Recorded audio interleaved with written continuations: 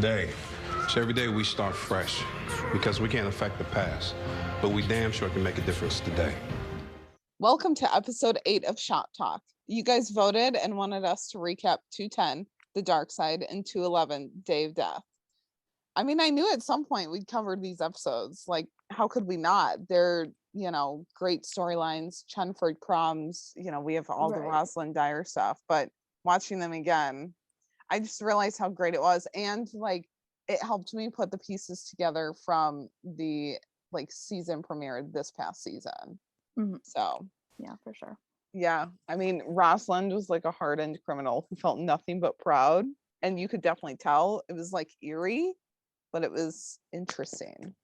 So get ready for all the feels, guys, because it is going to be jam-packed. As usual, I'm one of your hosts. My name's Jennifer, and I'm joined by Kari. Hi, guys. So we're officially on hiatus for The Rookie. Well, it's sad. It's also kind of nice to have like this break from new episodes, but we can rewatch and chat about old episodes and bask in our feelings and talk about anything else. So yeah, we for sure. do have a little bit of news. You guys may have seen a tweet going around from Emily Nye on Twitter. She had put together a rewatch event for The Rookie starting on June 12th. So you can live tweet all summer long from the very first episode. And she has said there'll be 2 episodes each day back to back, like every Saturday and Sunday. And she gave 2 time slots, so 2 p.m. and 8 p.m. Eastern time. So it'll be fun to rewatch those episodes, episodes. Yeah, for sure. I'm interested to see people people tweeting about it too. That's well, and usually during hiatus is when people, I mean, not just during hiatus, but mostly is when people will find the show to start watching and then they catch up. So it'll be cool to see, if there's any new fans that come into the fandom. I'm this close to convincing my friend Kristen to watch it. So you need to, so close, I don't know how she isn't already. So kind of called you out.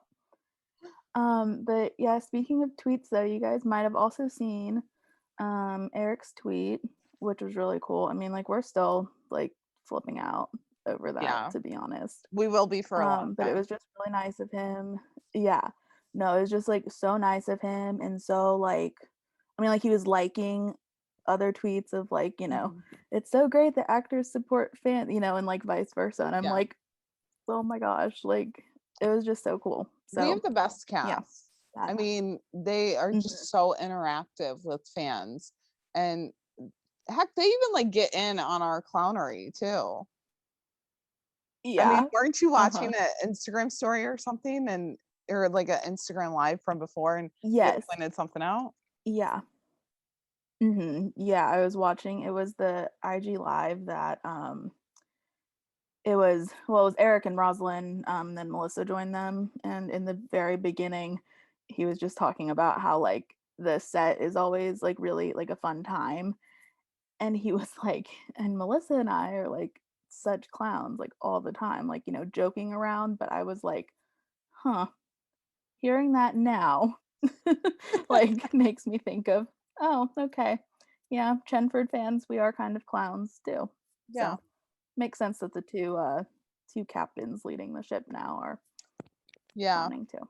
Wasn't that also the Instagram live where Melissa was like, I see them as brother and sister? That was where, well, no, that was, she was on an IG, this is probably weird that I remember this, but she was on an Instagram live with Titus when she said that. Oh yeah, that's right. And yeah, Eric was just ragging on her about that in their Instagram live. So I just remember her calling them or saying, I think they're more like brother and sister. So that's always fun. Yeah. But I think we should jump right into the episode, because since we're covering 210 and 211, this outline that we have is 15 pages long. It's the longest one yet, guys.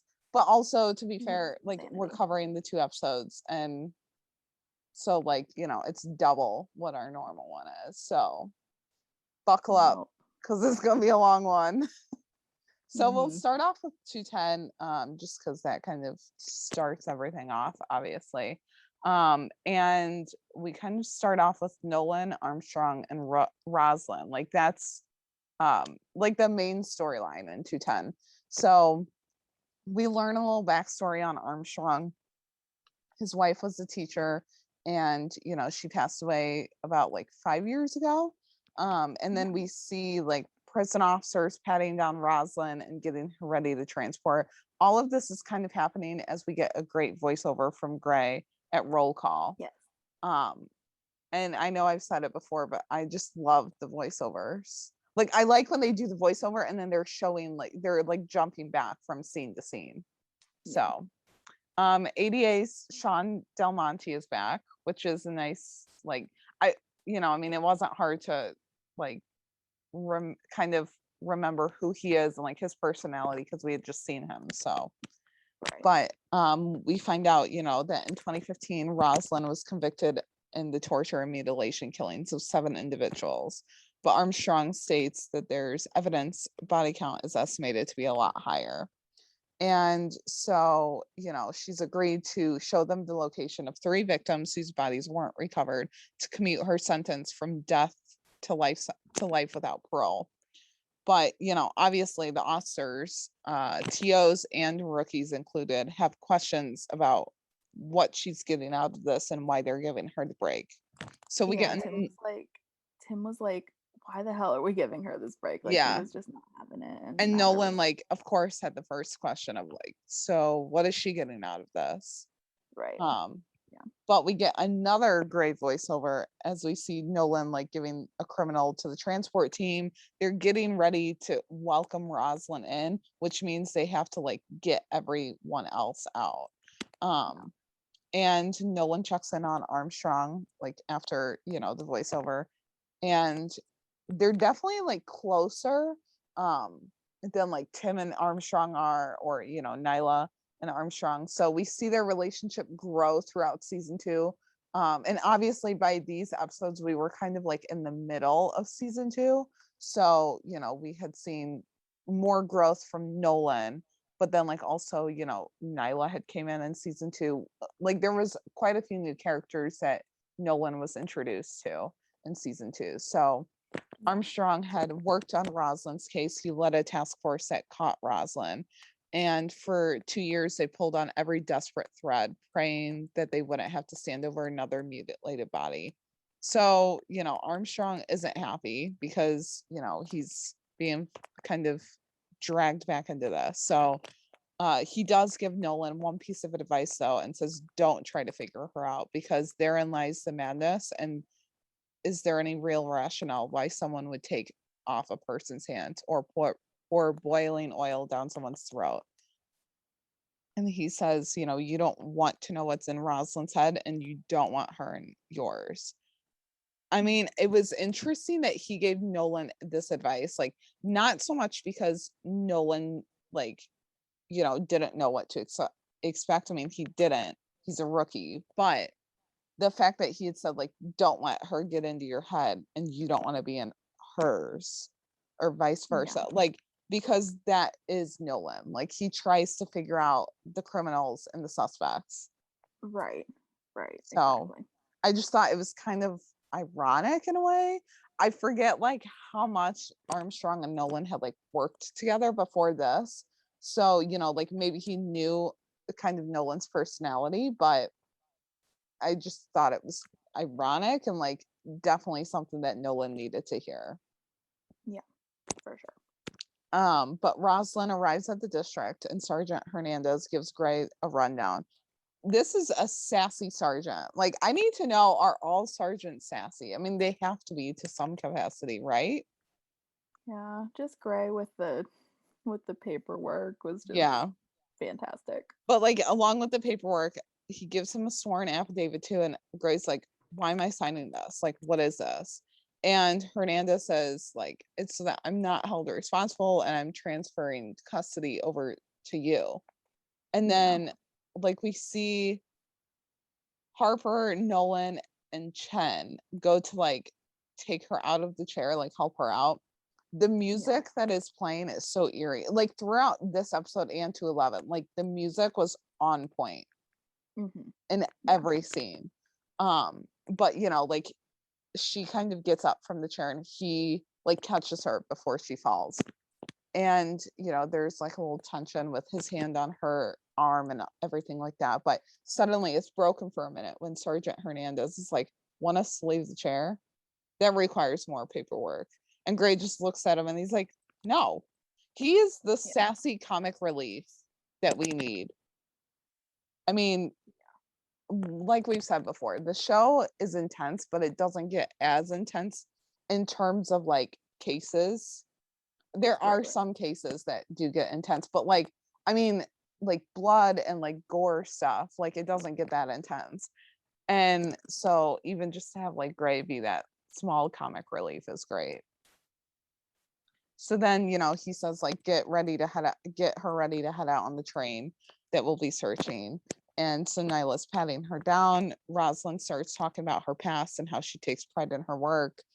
She just says it so casually. Yeah. It absolutely kills me every time that she is like the queen of small talk. Like she just will go from her past to it's a beautiful day out, you know, like what a great day for a hike. And it's just like there's no line. Like that line is very blurred for her. So then, you know, we see she gets a bulletproof vest, and you know, Nyla says it's in order to prepare for trouble. So everyone's kind of like on edge with her, like as they're going to the like park that they're gonna go and search, or the trail. But she starts asking Nick if he's dating anyone and continues to go on before Nolan shuts down. And then she lets out this line and says, he must not know what you did to catch me. The looks from Nolan and Armstrong, I mean, Nolan's eyes went wide and Armstrong just looked at her like, don't say another word. Because I have the ADA in here too. It was so interesting. And at this point, I'm just like, ooh, I'm intrigued. Like, tell me more. But they get to the location, and you know, as she gets out of the van, the eerie music starts playing again. And she looks up at that helicopter with like a smug look on her face. And just it screams creepy yet proud. Yeah, she's so glad that like the news still made it there, even though they took the time to put out a decoy vehicle and everything, guys. Like they had it all planned out, and still the press is there because it's Rosalind Dyer. So, but like I said before, like she's the queen of small talk. And it's meaningless yet so meaningful at the same time, because she kind of drops these little like hints and these little nuggets in there, but yet again she can just say like, it's a beautiful day out for a hike, like, and that's like the most meaningless thing when you're in that situation. So and as they're walking, you know, like they're walking kind of uphill, Nolan asks her how she carried a body all the way up here, and she said he was still alive when we were coming up. He thought we were going on a picnic, but she had ulterior motives, obviously. So again, it's just like the way that she delivers this line, like there's no guilt in her voice. Like it's just she acts like she's talking to like her best friend about it. But Del Monte asks how much further, and she just says innocently, a ways, and just keeps going. So she's enjoying the hike, and Del Monte reminds Armstrong that as long as 3 families get closure, like that's all that matters. I mean, I felt for Armstrong in this because like he was the one that worked more so on her case than like obviously Del Monte did. So he's gonna have more attachment to it. But you know, Armstrong thinks that Del Monte has other motives since he's running for DA next year.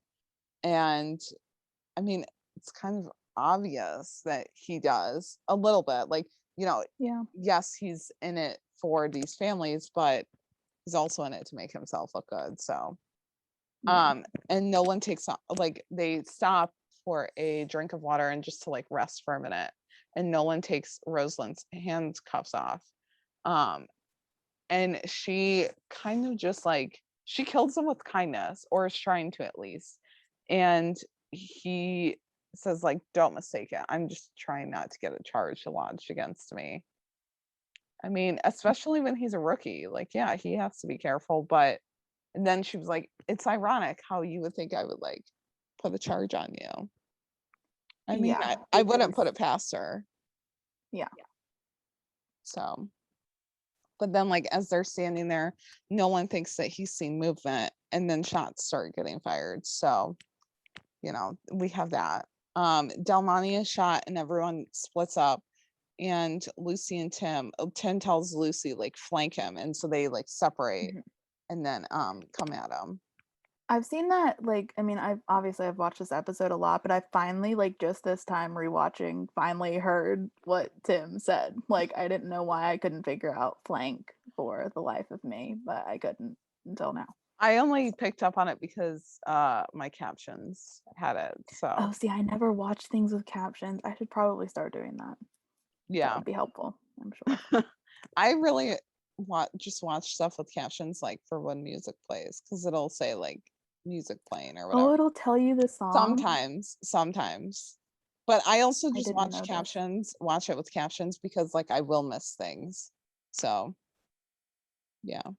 But anyway, as Rosalind's in the van, like watching the shooter get cuffed, because they find him, and they find out that the shooter is, you know, just trying to get revenge on her for killing his wife. The eerie music plays for a second time. And you know, she's just like watching again with that smug look on her face.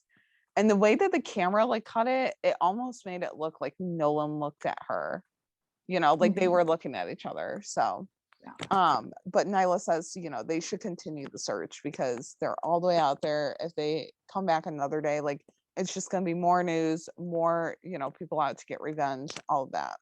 So Rosalind is wondering why Nolan saved him, you know, as they continue on this journey. And he says, it's my job. I don't get to choose who I save. Yeah. That like reminded me of Tim's line from the season 1 episode where he was telling Lucy that they don't get to choose who they serve and who they Yeah. protect. Like I just realized that random parallel Yeah. kind of. But then Rosalind and everyone arrive at the first burial location, and she talks about how it happened and what she did. Again, she's just so like nonchalant about it. Yeah, wasn't she talking to Nyla and she was like they were like they were having iced tea or something while Yeah. she was taking off his hands. Like Yeah, and she like oh my put gosh. something in his drink, and I was just like, I don't know. Okay, so I liked La Fiera, you know, up until she kidnapped Angela Lopez. Right. Um, Right. and she was a criminal that like we weren't supposed to like, but we did kind of. Yes. Mhm. Rosalind, I'm kind of like that with too. Like I like her because she's just so interesting and I feel like complex. Yeah. I'm just like when Lucy, well, I'll mention it, but like when Lucy talks about like the psychology, like that's what Mhm. I'm interested in when it comes to people like that. Yeah. So just like the way they do things and why is always interesting for me. Yeah. But you know, she talks about the mutilation and the day of death for this guy that they're digging up. And it was the first day that her and Armstrong met. So she like they met and then she went up to that location to like celebrate, is how she explained it. And Nolan uncovers the first body. It checks with, you know, what she was telling them. But then Jackson uncovers a second, and it's like the body is much like fresher, and Yeah. 6 months newer, maybe 9 months. Like the burial site's fresh too. Mhm. And so everyone just turns back to Rosalind, and she says, "It's not her. Remember, I've been in prison for 5 years." But when they turned back, like it was just such a good like squad shot of all of them. Yeah. No, it was. Yeah. Yeah. But you know, we seen like back at the district, Nolan, Harper, Lopez, Armstrong, and Gray are all talking, and they said it's a possibility that she's working with someone, but she shouldn't have contact with anyone in the outside world. So it's a mystery. But Armstrong says, you know, this was coordinated from the very beginning. She's been playing them since Del Monte made the deal. She just wants attention. So the team again, Nolan, Harper, Armstrong, and Gray are looking at Rosalind in the holding room, and she doesn't even look an ounce of guilty. She's very calm, and Armstrong points out that's what not having a conscience gets you. Yep. But Del Monte comes in and says her cell at the prison is being taken down to the studs. There's no evidence yet, but that she's had like a single visit or any contact with the outside world other than her lawyer since she's been inside. And then someone, says like, well, could the inside guy be her lawyer? And Del Monte says, I know him. He's a straight shooter. Like he wouldn't be the go-between. And so, Rosalind's been working on this for over a year. She wouldn't leave a breadcrumb behind. So Armstrong says he'll take a run at her. And he's just so close to this. I mean, I get it, and I get why he's like wanting to, be the head guy on this, but it's also like you're too close to it, and she knows that you're too close to it. So Armstrong approaches Rosalind, and they attempt to talk, but she shuts him down like right away, and she says she wants to talk to no. Yeah, she says she wants to talk to Nolan, or the Boy Scout as she calls him. Yep. So we have that. Nolan's kind of like shocked, but he goes into the holding room and it seems a little uneasy. But she says, the best part about getting caught is reliving every detail with Nick. And the team just watches this conversation with bated breath. Like it kind of stays on the team, stays mostly on Armstrong, but we have that voiceover and then like it kind of cut back to Nolan sometimes too. Yep. And so, Nolan gets right to the point. Again, he's not going to beat around the bush, asking who killed the woman that they found. But in true Rosalind fashion, she wants to derail the conversation every chance that she gets. So, he gets up to leave and, he says, I'm going back to work. You have someone give me a shout when you're done pleasuring yourself. And just as he's walking away, Rosalind calls out and asks him, like, about the body that they found. She wants to know more and like how she died. She's not saying that she'll help him, but she wants to know a little bit more. So as soon as he shared something, he turns the tables back on her and wants her to share something. And she says, slow down, Officer Nolan, we're still in the foreplay stage. Well, then tease me with something. This whole interaction is very awkward, yet to the point. And so Nolan doesn't want to mess around, and Rosalind's just getting a rise out of this. There was so much character growth. I mean, not even like growth in Nolan here, because like we knew how he was with criminals and like suspects before. Yeah, but it's like a whole other level because like he's a serial killer. But he's like being way more serious about it than just like keep asking questions. Like he was straight to the point, did not like beat around the bush. Whereas like with other criminals and stuff, like he'll ask a few questions before like he gets to the point. So but he's tired of Rosalind jerking them around. He lays down the law and says, now are you going to give us something real, or are we shipping you back to prison? Because I'm good either way. And that's when she finally cooperates. But she wants Nolan to ask Armstrong if she was worth it. And so we cut to them in the roll-up bay, and he took on the case when we find out he took on the case when his wife was sick and dying, and Armstrong wasn't there the day his wife died. So essentially he put his relationship over, like he put work over his relationship and wife. Which I get that feeling from him. Like even if we didn't know that, I could definitely tell that he was very serious about his work. Yeah.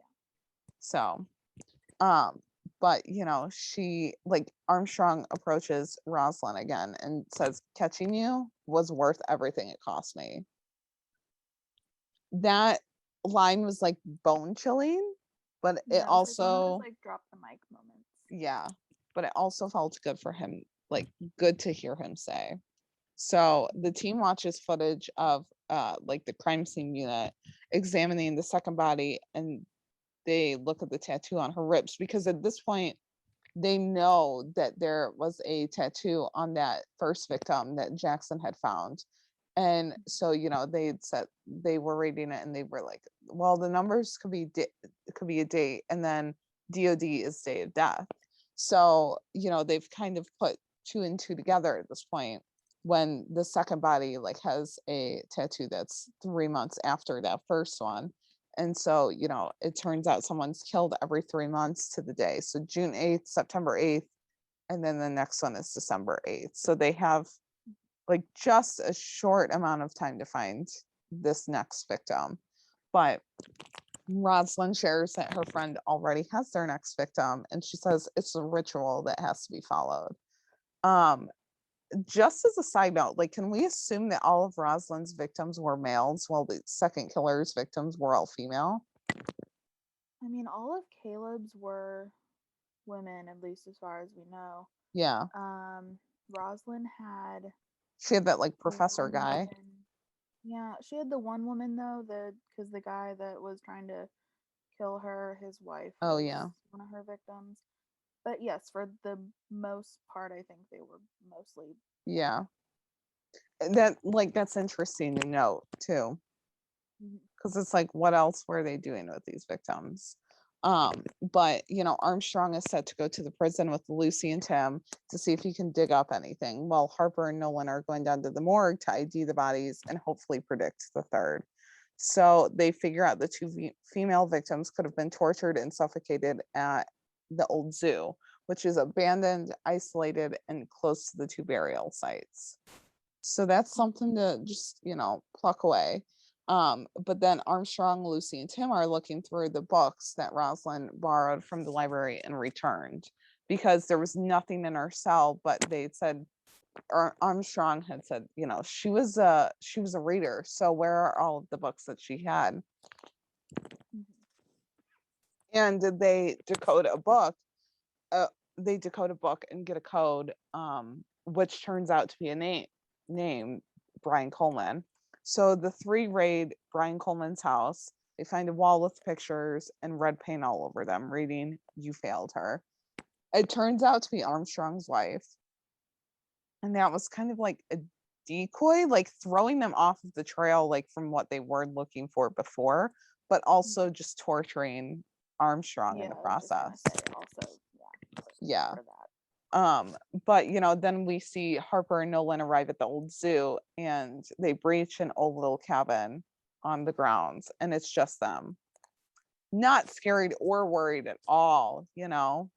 I just like how Nyla was like, "And whatever you do, don't shoot me." Yeah. And then Nolan repeated it back, like, "Okay, count to 5, breach, don't shoot you." Got it. Well, I had to remember that like they just met like 9 episodes ago or whatever, so like they were still new to working with each other. Yeah, like 6 episodes, yeah. Yeah, like they were still new to working with each other. So, I mean, at this point, she did not know how he would handle himself. I mean, she knew a little bit, but not like to the full extent. So, yeah, it just not scary at all. But Harper finds the next victim handcuffed to the bed. She's pretty out of it, and she's already tattooed. Like it's a fresh tattoo. And Nolan sees the suspect on the other side of the window, and then like chases him out and jumps down into like some underground bunker thing to chase the suspect. But as he's surveying this underground bunker, that's when he gets attacked and like beat up who by the guy who is in a mask, a creepy one. But he really does a number on Nolan, like even putting his head underwater for quite some time, bringing him like out of the water, and then like putting him back under until Nyla comes and scares the like attacker off. So then like they're locked in this underground bunker thing, but they're okay because the next scene or two, like we cut and see them back at the district. So because I think they had backup like coming soon. So Yeah. but then we find out Nora Valdez, the woman that Harper and Nolan rescued, is going to be okay. Meanwhile, Brian Coleman, or so they think, is still out there, but his face is everywhere, so it's only a matter of time before he's caught. I mean, his like actual mugshot, yes, is out there, but like not the dude in the mask that they chase. No. Yeah. So They don't know that yet. Just like when we first watched it, we didn't know that yet. Yep. But Yep. It's definitely different, like watching these like crime scenes back because I'm like, oh well, we already know like what's gonna happen. Versus the first time when we watched it, we had no idea. But Nolan and Armstrong are sitting together, and Nolan imparts some wisdom onto him and says, like everything's gonna be okay. Like you have to like separate yourself. But like Gray walks up and says the crime scene unit just found another body under the cabin at the zoo. And Nolan says, like, is it another one of our victims? And Gray's like, not quite. It's Brian Coleman. So his identity has been stolen. So basically the mugshot that they had out, it's like inadmissible because the guy's gone. So they're but so that's kind of the end of like the whole Nolan, Gray, Rosalind stuff for 210. It was a big storyline like for them, but it was. And I liked how they like ended, at least for like their storyline, on Nolan just being like, well, if he's dead, who the hell tried to kill me? Yep. Like poor Nolan, he just always gets himself in so many He situations. does. He does. So now we have the Chenford of it all. Yep. No, Chenford and Caleb. Not a fan, guys. Nobody is though. No. But anyhow, so we start off, like Jennifer was saying earlier, Armstrong's actually out with Nolan, West, and Chen, and they're all just like chatting. They're at a bar, and well, they first talk about like how it is with Jackson dating a celebrity with oh my gosh, what's his name? Sterling. Yeah. Sorry. Yeah, and he's, like Jackson's like, oh, it's great. Like, he's like living his best life. Meanwhile, Lucy's just like, I'm happy for you, but men suck. Yep. And Nolan's like, ouch. Nolan's face though when she said that, it was like, try not like make it so obvious that you guys had dated, please. Yeah. Mm-hmm. Yeah. And Lucy clarifies, saying the single men in LA suck. Every time I go out on a date and they find out I'm a cop, they get freaked out. And then Armstrong, this is like, well, knowing what we know now, obviously we don't like Armstrong's character, but like this was like the one piece of advice he like had that was good, that I thought was good. Yeah. Besides the whole like don't let Rosalind get into your head. But oh yeah. Mm-hmm. Yeah. He was like, look, those aren't men, those are boys. Real men are not afraid of strong women. Like, who's not afraid of Lucy Chen? Tim Bradford, guys. Just saying. It was only a matter of time. I mean, just saying. I'm sorry. I could not put that in there. But he also says that like dating a civilian is a bad idea. And then poor Lucy, she's like, I was told dating cops was a mistake. What am I supposed to do? Join a nunnery? Sister Officer Lucy Chen. Like, I don't know. That was just so funny. I would like to see her try, like with her like job. I would like to see her. Yeah. Mm-hmm. Yeah, no, it'd be absolutely, oh my gosh, hilarious. Like spin-off series, guys. Yeah.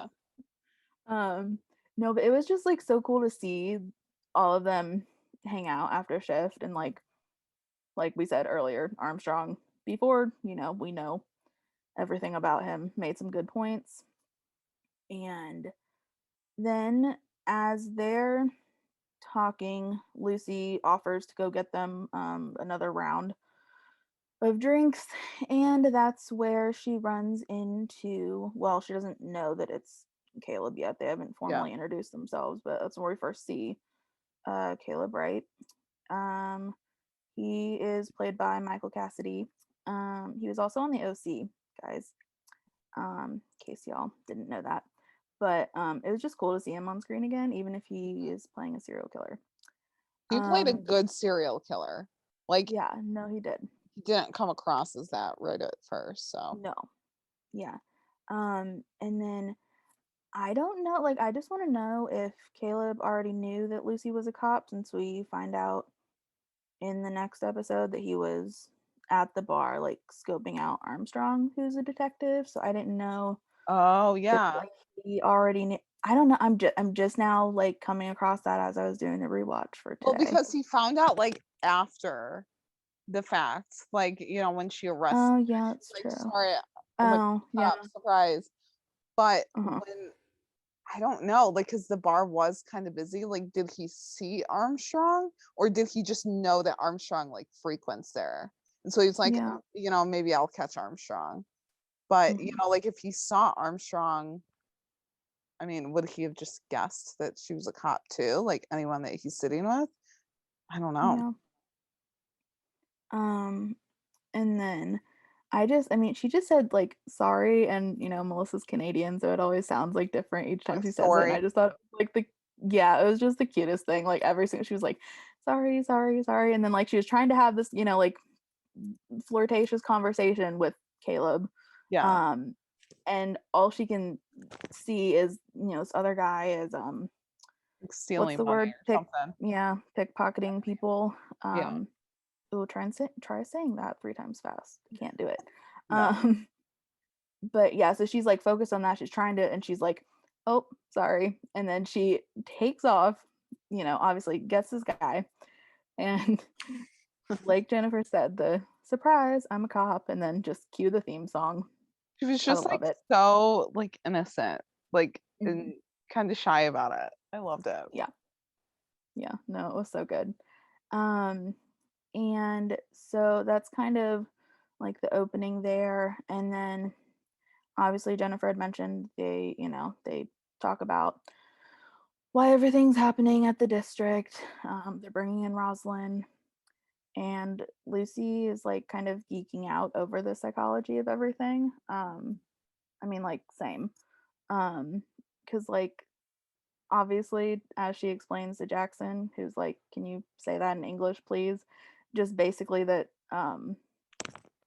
like psychopaths or sociopaths don't feel like normal humans do because they don't like once that part of your brain, the amygdala, is like compromised, it can cause an inability to be empathetic, um, which is obviously a regular human trait, which these serial killers do not have. And so after that, we see Lucy and Tim just like, I don't know if they're walking to somewhere or if it was just supposed to be setting up this next scene. So they're just walking down like the hallway. Um, and Lucy was saying how she was in college when they found the first victim. And then, like, I was trying to figure out if that tracked or not, like, with her age. Because if she's 28 Mm. in, Should be 25 in 2015. yeah, You could have been like, like she took a break or something between high school and college. yeah, yeah. Or Or like did Matt, she like, mean the academy? oh, Because at this point we're in season 2. oh, yeah. I don't know. Anyway, it's probably not important, but just like, I Yeah. don't know. I was just curious. I caught on to that Um, too. yeah. Poor Tim, he shares that he was at one of the scenes and that he should have listened when homicide told him not to look at one of the bodies because like no one, as Armstrong said, like no one wants that in their head. Like so um like I said, this sets up the next scene where hi, it's Caleb again. And I just noticed on like this rewatch that I did that when Caleb comes up and like Lucy's like remembering, oh, duh, it's Caleb, met him at the bar last night. Mhm. She actually looks at Tim first, as if like her eyes shift over to Tim first, as Yeah. opposed to like just keeping eye contact with Caleb.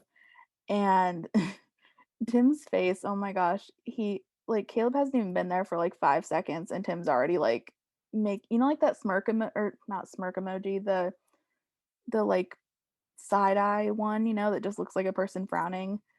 Um, yeah, that's like Tim in Yeah. that scene. He was so And sassy throughout all of this. It was like, yes, Tim, yeah, go off. hmm yeah, because he, Caleb was trying to like say, Kind of flirt. Yeah.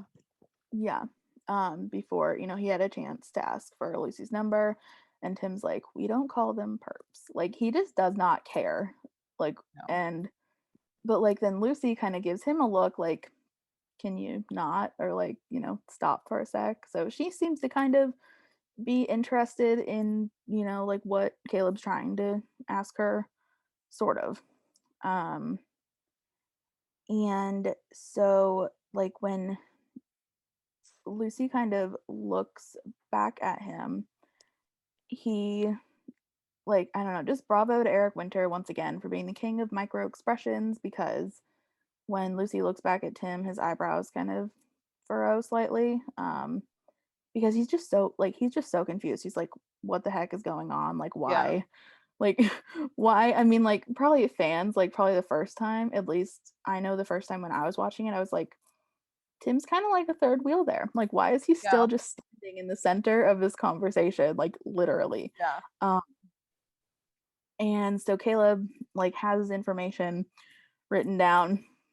He's gonna give it to Lucy. Tim just snatches the darn thing out of his hand before it even makes it over to Lucy. Like, he just, I mean, like I said, he just does not care. Yep. And he's like, "You got a last name there, Caleb?" Like, he says his name, like he's just so, with like such disdain. Yeah. And Caleb makes sure to point out it's right with the W. Hmm. And Tim, being ever so sassy, just like doesn't really acknowledge that. He just like keeps going with like these questions. He's like, "And what do Yeah. you do? If you say screenwriter, you're going in a cell." Yeah. Like, And he okay, like so kind of like rolled his eyes and like, kind of gestured his head that way. And I was just like, dude, yeah. be louder, please. You're so Mhm. sleepy. Yeah. And I just like how Lucy was like apologizing for Tim though. Like, if this was taken like in any other scenario, it'd be like if someone was trying to like hit on you when you're already like in a relationship. You know what I Yeah. mean? So like Yeah. there you go. But she's like, "I'm sorry about him." And Tim again looks at her like, "Oh, I probably shouldn't have done that." Hmm. But when he turns around, like as Caleb, is like, "That's fine, nice meeting you, da da da." He finally leaves. Um, when Tim turns around, he like has the little like smile thing that he does, because he's like so sure that Lucy doesn't want the paper, like he's right, that Caleb's just gonna be this random person. Hmm. No, Lucy gives him a look like, "Give me the paper." And he just looks at her and he's like, "What?" Like he is so clueless, but not really. Yeah. Like, he had to have known what he was doing. Oh, he definitely Um, did. He definitely did. yeah, well, and then she's just like, "What the heck?" She's like storming off, frustrated. Like, hello, someone needs to tell them that they're already in their relationship. Thank you. That's all. Seriously. Yeah. And so the next kind of, well, I'll talk about the next time we actually see them on screen, but like bonus fun fact, if like that scene where they're going to transport Rosalind out to the like hillside to go, search for these bodies, that's the scene where Eric's behind the scenes video of him singing in the shop that Melissa recorded was like Yeah. taped. So that's always fun, guys. Okay, I just thought about this. Did What? Caleb know that Rosalind was going to be there that day or was already there? I don't know. Like how much That's a good did question. he know about her? Like, did he know? I'm sure that he knew that, like, He had to have if he stole out. the other person's identity to get inside the prison, for Well, crying that out and loud. like he was keeping tabs on Armstrong. Like, Mm-hmm. but then also, I mean, how did they have any like communication while she was at the Wilshire district? I mean, I wonder if they did because at some point, like, would he have had to tell Rosalind about Armstrong and like, kind of give her an update? Like, there's so much extra like Yeah, backstory. So that's I don't true. know. I I didn't just even thought think about about that. that. So the next time we see Tim and Lucy, Lucy is looking up Caleb's social media pages, and Tim's noticing, like, because they're driving to transport Rosalind as an escort, and so he's just like gives her another side eye. Obviously, it's like jealous Tim, but he's playing it off with going all tough TO routine on her, and is like, "Will you get your head in the game? Like, today's the most dangerous day you'll ever spend on the job. Like, hello, foreshadowing. He literally, he only wants what's best for her. Like, that's Yeah. the cutest thing ever. Yeah, no, that's true. And then once we get there, we cut to they are all walking. Rosalind's leading them to the body. Lucy and Tim being in the front of the line, like walking side by side. They're just cute. That's just cute. And I like how they kind of had, like, in the episode anyway, in that specific scene, like they cut to, Armstrong and Del Monte had a, quick conversation. Nolan and Rosalind had a quick conversation. Lucy and Tim had this quick conversation Yeah. of, is he was like, okay, you've met the monster. Is she any scarier in the light of day? And Lucy just like, I mean, she answers him, but then she also is, curious as always of like, Mhm. well, maybe there's a play that we're not seeing. Like Like a little again, naive too. foreshadowing. Yeah. A little naive. Uh-huh. Yeah. And then just like the teeniest, tiniest moment, I just love like how she just offers him water and he's like, no, I'm good. But it's just nice. Like, Yeah. okay. But like Jennifer said, once the shots are fired, um, Tim and Lucy go to flank and they move to take down the shooter. I just thought it was interesting how Lucy's first inclination was to think that the guy was trying to free Rosalind. Yeah. And he was like, no, I'm trying to kill her. And so I kind of like wondered if Tim's, like always have cop eyes, or like earlier in the season, he was like, our default has to be suspicion, not compassion. So like I kind of wonder if that is like a part of it, or if it was just, I don't know, if it's just like good writing or what. I don't know. I think feel about like these that. things, guys. I feel like that kind of played into it. Like she was kind of on edge of, are you trying to free her? I mean, Mhm, like what's your what's your motive here? mhm. So Yeah. because at this point, like she's been on the job to where like she's seen a lot of stuff. I mean, not as much Right. as what she'll see in the next episode, but like she's Right. been through a lot. So Yeah, definitely. And then they like share a little look at the end, which I thought was nice before they haul the guy away. And again, like part two of Tim being jealous about Lucy's social media stalking of Caleb, because they're in the elevator going down to the morgue.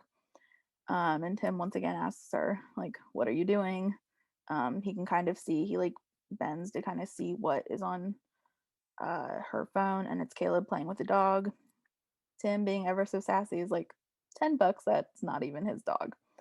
So I'm kind of wondering though, like, obviously like later we find out that the profiles are going to be taken down, so like did Caleb really go to like all this trouble to like create all these things, or was it just like, I don't know, or was it just like actual like social media for him before he decided to it take could have been on like actual, and he, maybe he didn't post a lot. Like yeah, maybe he just had true. 5 posts or whatever. Because Yeah. I don't see him like going to the lengths of creating it just to like show her something. Because Yeah, he originally didn't even go to like meet her. that's true. So That's true. Yeah. I don't know. I just, yeah, it's just all ugh. the little things that we Um think about. yeah. Hmm. Ugh. I just don't, I mean, they have to go to the morgue. Like that's no Yeah. fun. But it was nice of Tim to give Lucy the like whatever stuff they put under their nose, so then Well, they his line, like when they walked out, he was like, "Hope you had a light breakfast or whatever," and I was just like, "Oh my god, another sassy Tim moment," and he just yeah, kind like of like smirked. hmm Ugh. yep, he always had to have the last word. Mhm. Um and then like when they were examining the body, they didn't have to stand that close to each other, but I'm so glad they did. Like thank you, Yeah. Chenford, for that moment. And I didn't know if it was like supposed to be like ironic that they're the ones that find the tattoo on the victim or what, Maybe. but that's how they find out about the DOD or Day of Death Well, and then he said, like, you know, DOD is state of death. Like, she didn't even point that out at first. So, and then we know, you know, like in later episodes, he brings up day of death again. So he could have been, like, it could have been meant to be that way. I don't know. Ironic. Yeah. And then, like you said, they helped Nick turn the prison upside down to try to figure out what the heck Rosalind's next move is. And then again, I wonder if it's like merely a coincidence that Lucy's the one that like deciphers the code, even though obviously we now know that Brian Coleman's like dead at the end of the episode, and like so it's obviously a fake thing. And then cut to like, well, Chenford's end scene, I guess, for the episode. She's just like casually talking to him about how she'll beat the traffic home if she gets going now. And it's just like nice to hear, you know, like just normal like conversation between them. Oh, and then Tim had to be like, no, that's not what you do. Like, you need to go blow off some steam. During my rewatch today, I was yelling, like, no, Tim, don't tell her that. But yeah, I was no, yeah. And you could kind of see like Lucy's kind of like mulling over his words a little bit. And before they leave, she was like, so as my training officer, you're saying I should go get a drink. Oh, Tim. Yep. He's like, maybe even with another human. yeah. Nice job. I mean, Tim, just say you wanted an invite. Like, right? Like, could you go drinking? Like, I mean, I feel like on the inside, he was kind of like, I hope that one day, like, I get a drink with her or whatever. Yeah, well, they already like they had that maybe like not one like sip of like you know, like yeah, she in had the, vodka and he had the corner store or whatever. Yeah. So like they already know what each other likes to drink, just saying. Yeah. But regardless of our Chenford dreams, those are dashed when we actually cut to this date with Caleb. I'm sorry, I had to. Jennifer's laughing at me. But like, so my question is though, like, how did he get the like whatever, you know, roofie or like drug like into her wine? Like, I don't know, because I know like Lucy will like eventually beat herself up over that, like not noticing that, but like I just wonder how she could have went to like the bathroom or something. Yeah, that's true. Because like he wouldn't have told the bartender like, yo, can you put some of this in her drink? Like, right. No. It's probably like when she went to the bathroom or like looked away or something, he'd slipped it in. Yeah, probably. And so we see them, they're like, you know, cheersing, like everything seems to be going okay. But then we see Lucy's obviously not doing well as Caleb is like helping her. I say that in quotes because no, not really helping her, because she was like this close. She was so close to calling an Uber, guys, and then she dropped her phone and he picks it up for her. I just face palm so hard. Yeah. Like he was so quick on that grab though. He just like he picked it up and he pocketed it. But I mean, like, no matter how drunk you are, don't you ask for your phone back? I don't know, because I mean, like those. Like I would, like, because I would be like, dude, that's my phone. Yeah. I don't know. I mean, because like that kind of drug, I'm sure interacting with alcohol is not, you know, like makes you not ideal, even more impaired than usual. But like what gets me about this scene is like Lucy's so genuine when she's like, if you can't tell, I had a really good time. Like she went out on a date. She trusted this asshat. I am so upset for her. Poor Lucy Chen. Yeah. Sorry, guys. I'm just like, ugh.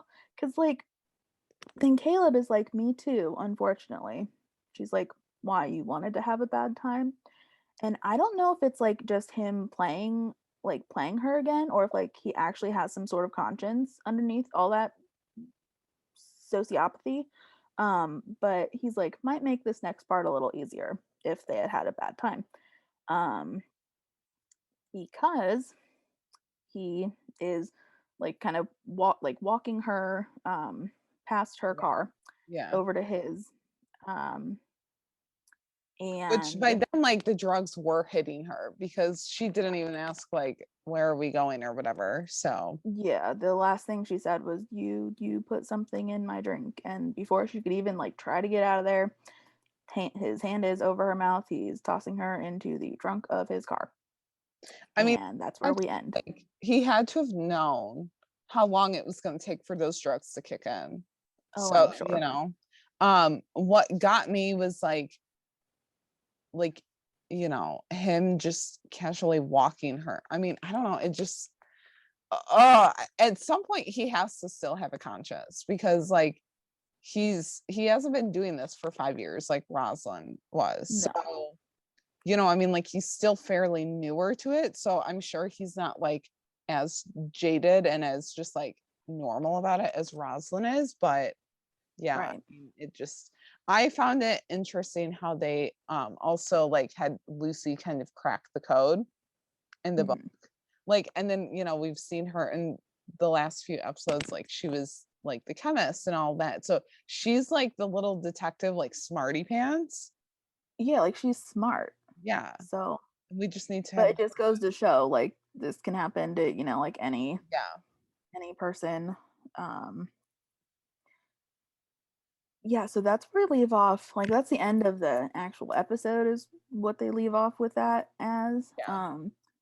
But of course, well, okay, it's not really Lopez is not like the happiest in this episode either, but like they're slightly happier And they just than have like a what's little been part. happening. Yeah. Um First things first though, I just like adore Angela's outfit. Like I want to know where those leopard leggings are from when she's doing yoga. Um and then Wesley comes out um and says, I'm going back to work. Obviously, we find out later that is not where he is actually going, but they showed Angela texting him to check in, and he types back like everything's good. They exchange their love you too kind of things. But we then fans see Wesley's actually at a bar, and like he has his anti-anxiety medication with him, which obviously you don't mix any prescription with alcohol. Yeah, which I'm sure he knows. Just don't mix drugs with alcohol. Like I think we've Yeah. learned that from this episode. No matter what drug Yep. it is, just not even Tylenol. Just don't. Just don't. Yep. 'Cause it never Yeah. ends well. Well, Yeah. yeah. Yeah. And later like the news had like misreported that it was a cop that was shot, so that's why Wesley's calling Angela later in the episode because he's like, thank God you're okay. But when the TV is on, Angela's kind of getting suspicious, like, oh, you have one of those in your office. And so Wesley, is lying through his teeth, um, gets another drink. Like he's just struggling. Um, he is just struggling a lot. And poor Angela at the end, well, for them anyway, the end of their storyline, she comes home from her shift, finds Wesley passed out on the couch, and she like tries to wake him up. When he finally comes to, he's like, what the hell were you thinking, mixing the anxiety medication with alcohol? Were you trying to kill yourself? And Wesley like honestly says, I don't know. And so that's where we leave off with them, is like Wesley trying to figure everything out, like where he is mentally. Yeah. So we kind of ended 210, not kind of, we did, with Lucy getting kidnapped. I mean, literally the trunk of the car was like being shut down on her. Yep. So like we started 211 with like opening with it. But we kind of wanted to cover the Nolan, Armstrong, and Rosalind stuff because it's not, I mean, it's a lot, but like we wanted to save the Chenford and Lucy of it all. Like, Yeah. yeah, Well, because like in the that's like Rosalind the thing, main like part it, of it. yeah, it like goes into, you know, how they kind of figure Rosalind out in order Yeah. to figure Caleb out. So Yeah. that makes sense. So, you know, we see like Nolan's watching the news and the screen switches over to Armstrong with a voiceover. And, you know, like the news reporter is saying Rosalind Dyer wrote, 5 years ago, Detective Armstrong looked into my eyes and fulfilled his darkest fantasy, arresting me for playing at Slaughter. Since that moment, I've lived in a variety of cells. Until yesterday, the world thought I was trapped inside cinder block walls, a prisoner. But I've been killing this entire time, or this whole time. Chills, like bone chilling, because the fact that she like wrote into the news station, I think is like what gets me the most.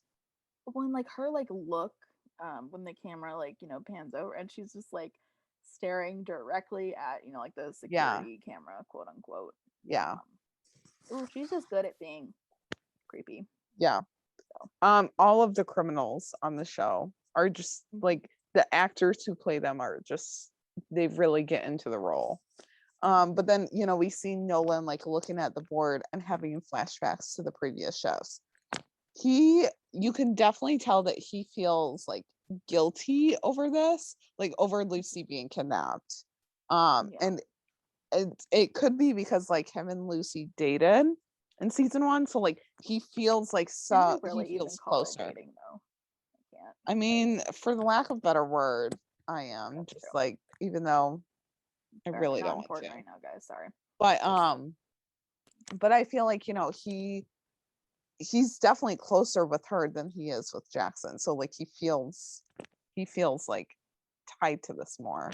And I mean, we've seen it like in the last season too, where when she was going undercover, you know, he was like right next to Tim. So he'll always like have feelings for her. But I mean, against my wishes, he will, you know. Oh, I'm sure. I mean, yeah. obviously they have a good bond because they, you know, came up through the academy together. Yeah. Like the three of them together. Yeah. Jackson, John. But I mean, I don't know. I feel like maybe we just haven't seen Nolan and Jackson work together a lot, like together, not with anyone else. But I feel like him and Jackson don't really have like they're friends, but that's about it. Like they don't really like talk a whole lot. So yeah, I definitely want to see more of that. But anyway, we see Harper and Nolan meet up with Gray and Armstrong, and it turns that Armstrong is off the case because he's too close to it. He was like screaming at Gray's office about it. They never said it completely, like they never said like out and out he's on desk duty, but it comes from the chief and it sounds like he is. So Yeah, like it sounds like a serious like setback for him. yeah, because he was like, what am I gonna do? Go go through the tip line with Tim and Jackson? I mean, is that such a bad thing? But No, but I just like I could just picture like just knowing what we know about Tim. yeah, Like I kind of wish we could have seen like one little tiny like a snippet of snippet Tim of it. like Yeah. just calling No, someone we like did. We did because then when Angela brought in Wesley, Wesley was like, "What can I do?"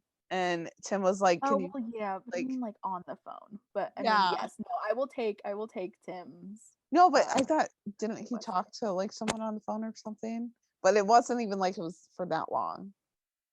So, I don't know.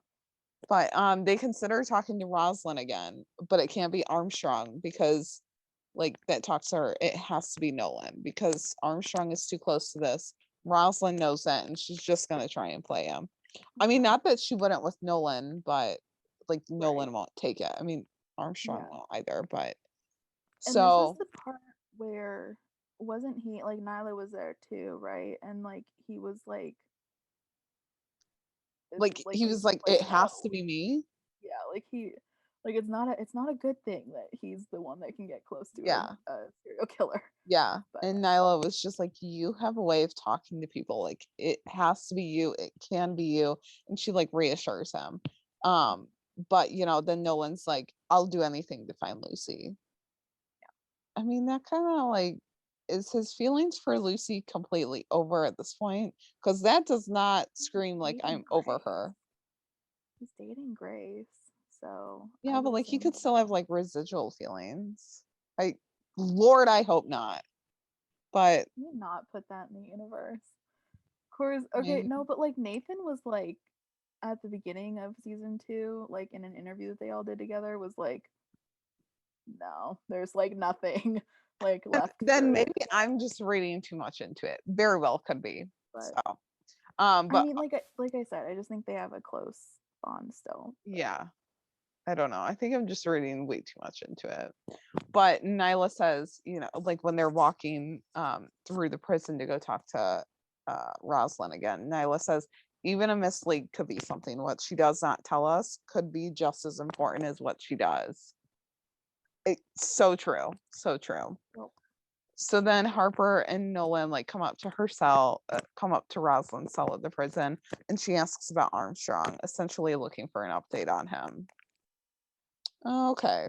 At this Also point, so like weird. Rosalind has a creepy obsession with Armstrong, Uh-huh. and I just,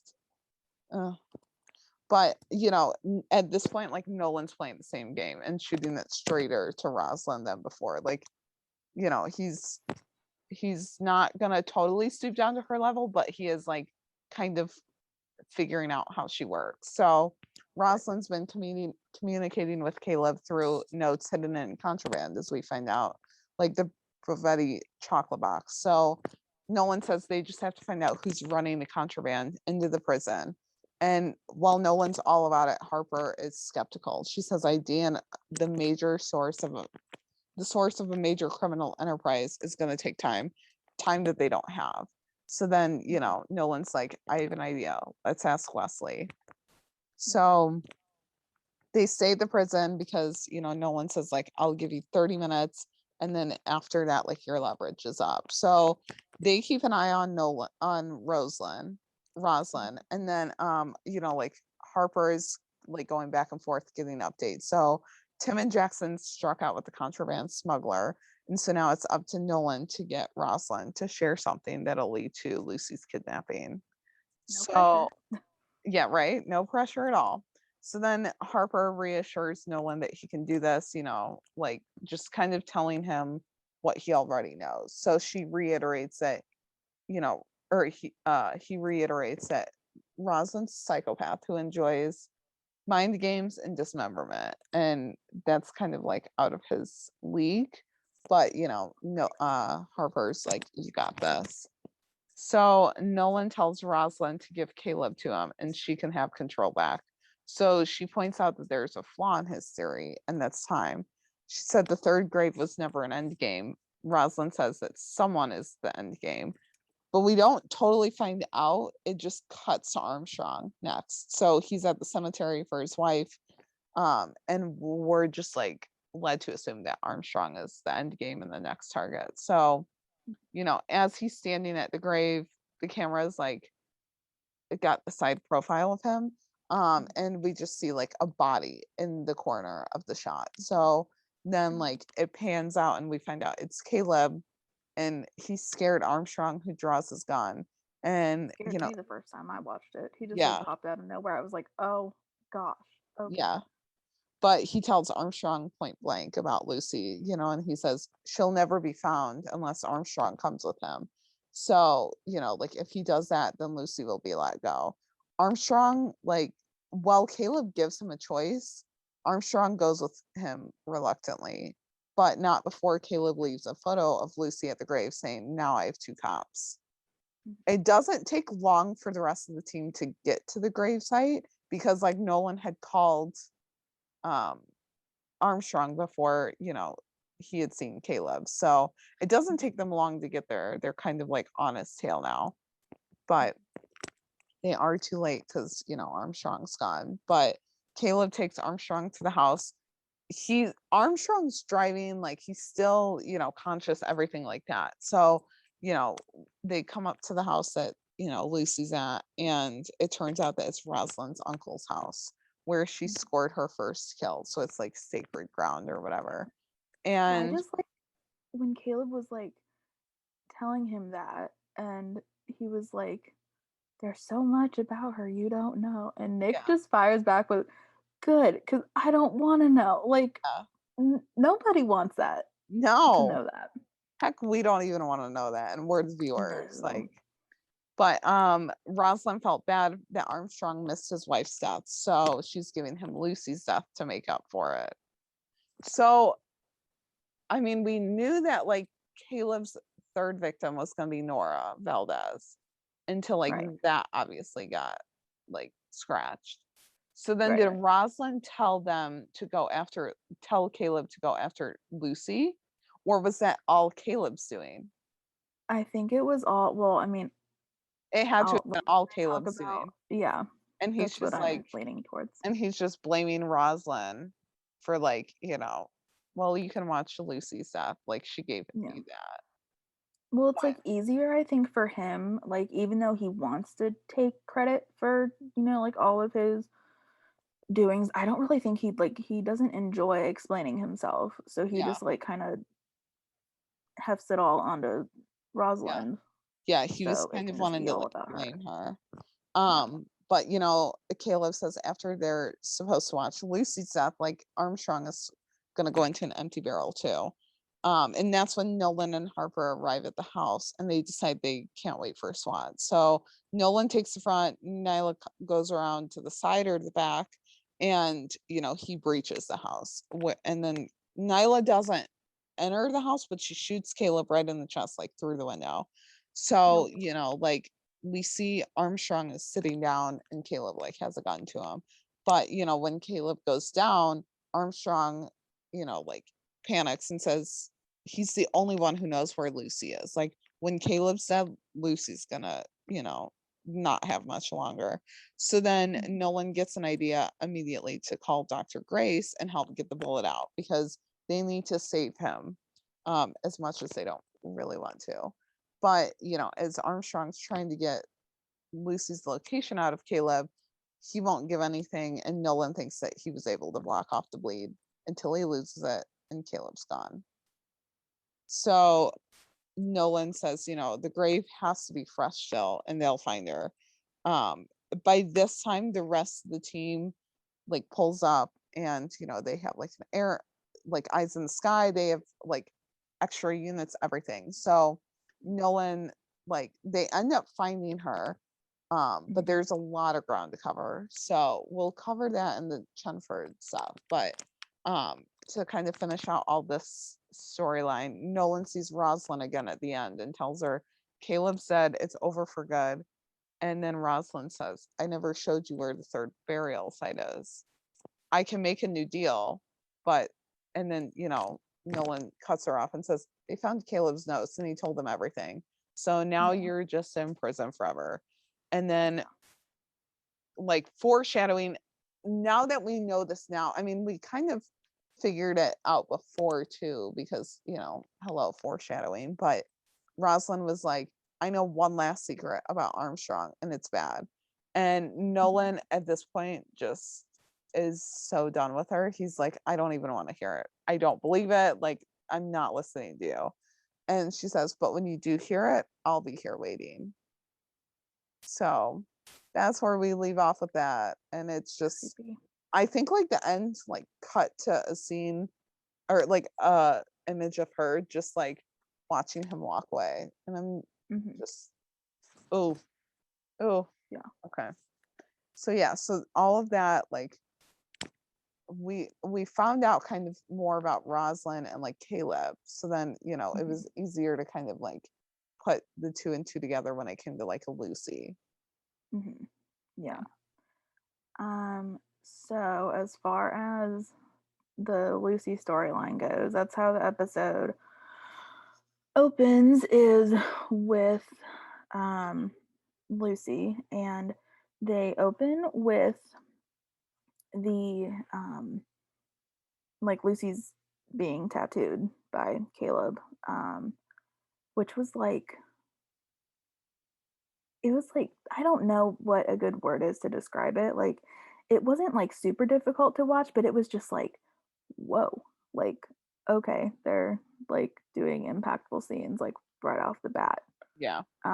Because you see, like, it has, various close-ups of Lucy's face as she's waking up, kind of coming out of it. And she is on the table. He's tattooing her. Um, the camera focuses on Caleb's face. Um, and he just like is so uh not serious, but just I mean, like he says it with such normalcy. He's like, Yeah. you know what it is? Tell me. And Lucy, she kind of looks down slightly. I don't know if it's like she She had to have couldn't felt really that way. believe it. Yeah.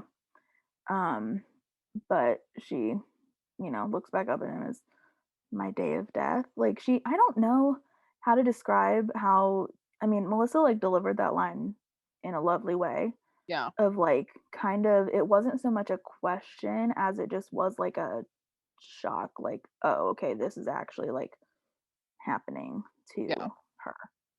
Um, yeah, I also want to know how she still looks like Like flawless, even flawless. with like, yeah, I just, not important, but like, good job, makeup department and So hair. like Like, Lucy Chen's hair down and like wavy slash curly is a whole look that we need to mhm. have more of. Like obviously not when she's on patrol, but like the rookie always does such a good job of like, weaving in those personal life scenes and like, them off duty.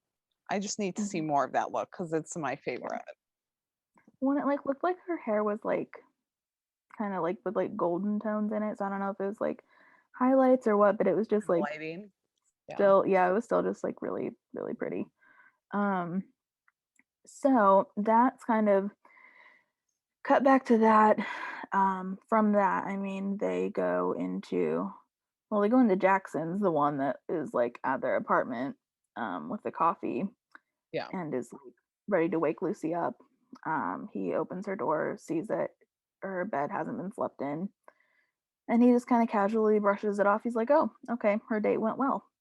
Um, and when it like cuts over, he and Nolan are talking about it at the station, and I still just love like when Nyla comes over, because Nolan asks her if she has seen Lucy in the locker room, and they're just going back and forth. They're like, if we, if she's only running late and we, cause a scene, then it's going to be bad. But if we don't and something is happening to her, and Nyla just like doesn't even give them a chance to finish their conversation. She's just like, Sergeant, like, Yeah. get over here, Gray. This is like important.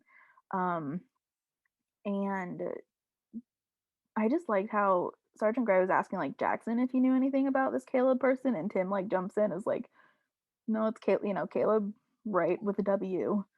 Um, and he also like came in clutch with like the medical supply company info, and that he, had seen um, his social media pages because Chen was checking them out earlier.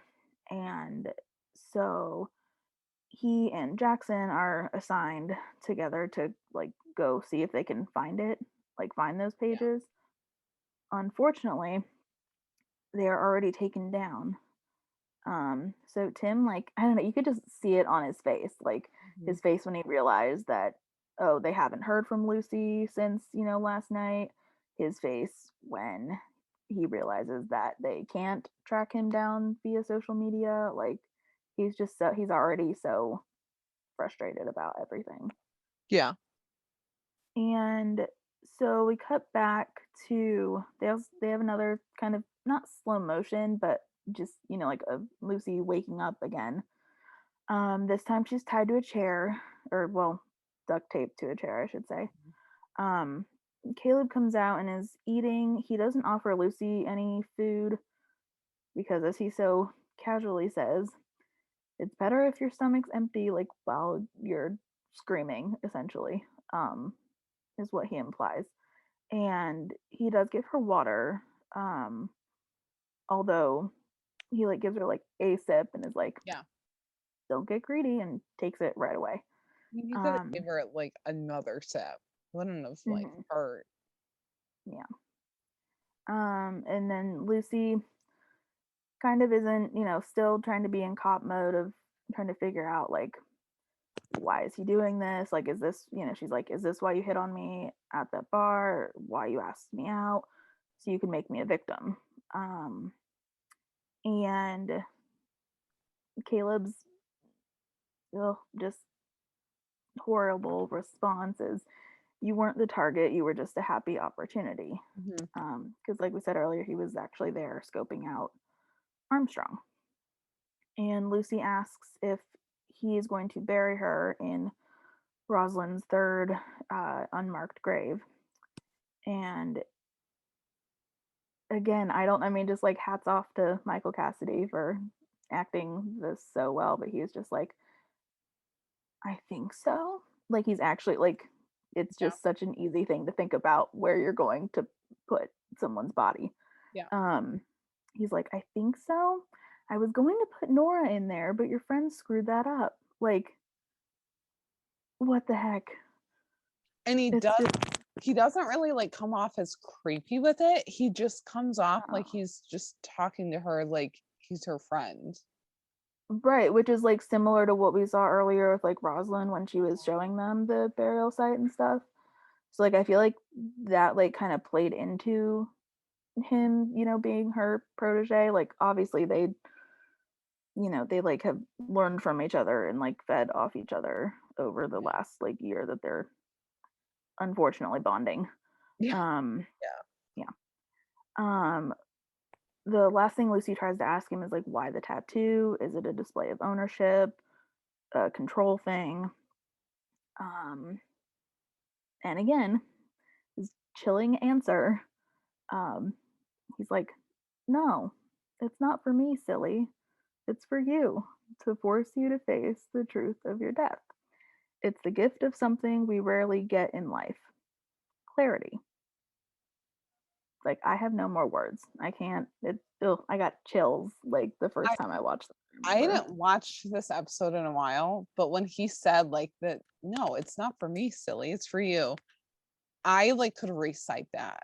Like that was one line that I remembered from like the few times that I've watched to this scene, because I can't watch it too much. It hurts. But yeah, it was just like, wow. I mean, the impact of that. I mean, and then even, just to force you to face the truth. Like, yeah, it just goes to show like the depravity of like these, kinds of people. So like, good job writers with all these lines that we love to hate in a way because they're, painful and not fun, but like good just for the overall episode. Yeah. So Lucy, like we said, like she tries to, come at him with questions, trying to get under his skin. He's not falling for it. He's like, I know what you're trying to do. He's not, she's not getting to him though. And it cuts back to Tim. It's Tim, Jackson, like the rest of the like Nolan and everything. Sergeant Gray's kind of talking about how they believe that Caleb is Rosalind's protege and he took Officer Chen. Tim's face, guys. Sad training officer. I'm over here being sad too. Like, oh my gosh. He's just so dejected. Like he looks down, like he can't even like look up at anything or anyone anymore. He's just like, oh, yeah, my gosh. So he goes out and he calls Angela. He's like, Lucy's been taken. I need you. And Angela's like, okay, we're on our way. Like, best friend goals. No wonder he became her man of honor. Seriously. Next season. Well, and just the fact that he was like, I need you. Like, that right there alone. I mean, yeah, they definitely have like an unspoken bond. Yeah, and so like we see like the next time we see him, he comes back in. He kind of, I wrote in these notes, I was like, he looks like he got hit by a bus. Like he's just so in like so much like pain. Like you can see that it's like weighing on him that this is happening to his rookie. And this is of course when Nolan is going over Caleb's timeline from abduction to their death. And like I noticed on this rewatch that Tim like looked away from the board when Jackson was like, so we have 10 hours to find Lucy. Yeah. Like he couldn't even nope, couldn't deal with it. No. And the shift from Nyla, like her little spiel about, she knows she hasn't known Lucy as long as everyone else, but she's a fighter. And it cuts over to Lucy, breaking the chair, like ready to fight for her life, essentially. So brilliant cinematography there, with the, kind of voiceover again. And she just, he's like, Caleb comes in and he's just like, okay, like we're, like we're ready to go. Like he's so joyous about it. And bam, Lucy just lands a punch right to his face, knocks him down. She unfortunately trips back as she's trying to run out of the house. I just thought it like made it more realistic to have her like kind of falter back on her feet a little bit, because it's not a perfect scenario where she's gonna run out and like be rescued immediately. And then when she does eventually get out the front door, there's just absolute silence when she realizes that she is alone up there. There's no one for miles. When she tries to kind of make her way down, she trips over the trip wire, and lands on the gravel. She still gets up though, and she's like ready to fight Caleb for round 2. Even when he sprays whatever the heck he sprayed in her eyes to make her spray, I think, or something. Oh yeah, was it? I don't know. But yeah, whatever. I just also thought it was not funny, but like he was like laughing at her trying to hit him, and then bam, she gets in a good hit. Yeah. So good for her, because she's a badass.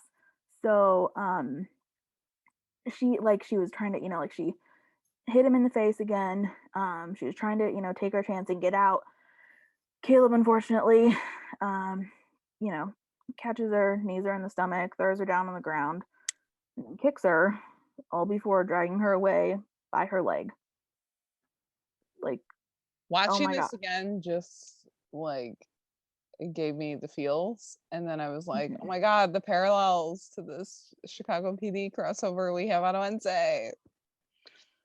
Oh gosh, I don't know why episode yet, so I don't know why I watch these TV shows that like will like hurt me emotionally, but obviously I love it, so yeah, it makes I for good shouldn't TV. question But it. just like, I don't know, like they just did it so well, like that whole like scene, because like you see like Lucy every time she like falls or like is taken down, she like looks up as if like this time's gonna be different, like okay, I actually am gonna like make it work to get out of there. Yeah, nope, not that time. And she's still like, I didn't notice this before on the other 4 times apparently that I've watched this episode, but she is not actually like fully like unconscious when she's dragged away. She's like still like a little bit I mean, going in and out kind of, but she's still like somewhat awake and aware as she's being dragged away. She just obviously can't do anything about it because she's been used as a punching bag. So we cut back to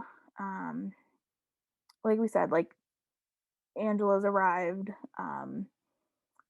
Well, Wesley too, but I'll get into that later. But Angela's there, she obviously tries to talk to Tim.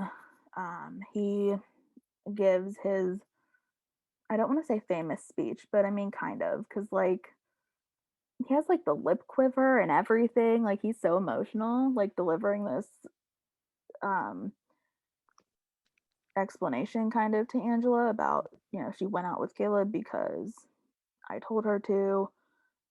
Angela's like, you couldn't have known. Tim's obviously like blaming himself, like he should have. He's a cop. He was standing like, a few feet away from him, and he never saw it coming at all. And then like I had mentioned earlier with like the hesitation on Lucy's part to kind of be like, okay, maybe I should go out, with this guy, but maybe not. I don't really know. Yeah. Um, Tim now realizes in hindsight, like, that Lucy did kind of know that something was kind of off. And he says she hesitated and I pushed her right at him. Poor Tim. Oh, can we not make him like feel bad, but also like it gives us such good Tim moments. So yeah, like where's that happy medium? Yeah. And the next time we see Lucy is unfortunately the barrel scene. I mean, it was like beautifully done. But still, like, I have so many, I could go like on and on about just like the nuances in which they like go back and forth with each other, Lucy and Caleb, but like he knows what she's trying to do, and he tells her that she is not going to ruin this for him. He's like poking her with some kind of, I don't know, like screwdriver or dagger or knife or something as he's taking her up this hillside mountain type thing. I don't know, whatever the heck they have in Los Angeles. And when they stop, or she kind of stops, when she realizes that the barrel is like, the hole's already been dug, the barrel is right there. And she acknowledges that, he killed the victims first before putting them in the barrel. And he's just like, well, he almost, like, the way he says it was like almost like he was kind of blaming her, like as if it was her fault that this, like, he had to do it this way or something, which I didn't like. But Lucy defiantly, is like, I'm not getting in there.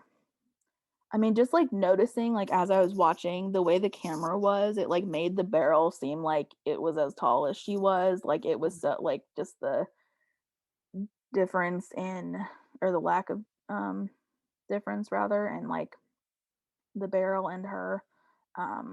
Like, I just can't, guys, I can't. But as Caleb said, that there's hope if she gets in the barrel in some twisted, ridiculous way. So she does. But before she gets like completely in, she takes off her ring to leave it, knowing that someone would find it. Like, she still has faith in her team to find her. When Caleb asks for her last words, she says, yeah, you're going to be dead long before I am. Like, spoiler alert, she was right, as we talked about earlier. And just like, well, knowing what we know now about like 301, that like Rosalind was the one that was like watching this happen supposedly. Like, but then like at the time Caleb was like implying that the cameras were there on the barrel lid so that he could watch this happen. So the barrel's kicked down. He, is burying Lucy alive in it. The eerie music comes on, and she's like pushing on the barrel as the camera then cuts up to him walking away with the shovel. And you just see that, like, that still shot of like the tree and like the sky. It was just, it was creepy, but so good, wonderfully done. So Tim is on the warpath now. Like, if looks could kill, guys, like, his look to the like smuggler of the contraband through the prison when he opens the window is like a prime example. Like, he is like, I could kill this dude right then and there. Do not, like, another rule of the rookie, do not get in Tim's way when he is like on the hunt. Like, do not, because he will. Just don't mess with him. Yeah, for sure. And like Jackson's face when Tim grabs the dude's head and like slams it on the steering wheel.